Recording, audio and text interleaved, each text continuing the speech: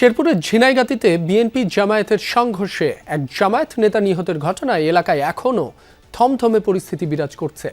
নিহত শ্রীবর্দী উপজেলা জামায়াতের সেক্রেটারি রেজাউল করিমের দাফন সম্পন্ন হয়েছে বৃহস্পতিবার রাতে। এ ঘটনায় দায়ীদের দ্রুত আইনের আওতায় নিয়ে দৃষ্টান্তমূলক বিচার দাবি করেছেন নিহতের পরিবার। এটিকে পরিকল্পিত হত্যাকাণ্ড বলছেন স্বজনরা। এদিকে শুক্রবার সকাল থেকে ঝিনাইগাতী ও শ্রীবর্দী উপজেলায় প্রকাশ্যে কোনো নির্বাচনী প্রচার দেখা যায়নি। ঝিনাইগাতী সদরের অনেক দোকানপাট ছিল বন্ধ। বিকেলে এ ঘটনার প্রতিবাদে জেলা সদরে বিক্ষোভের ডাক দিয়েছে জামায়াত। প্রার্থী বলছে আমার প্রার্থী শেখানো কথা না, তো আমারও তো কথা আছে।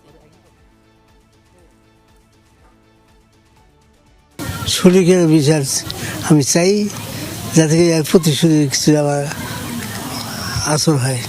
কি এলাকার সবাই বলতে পারবে আমার স্বামী কাউকে কোনোদিন একটা কথা মুখ তুলে উঁচু করে বলে নাই, কাউকে কোনোদিনও কষ্ট দেয় নাই আমার স্বামী। আমি আমার স্বামীর হত্যার বিচার চাই।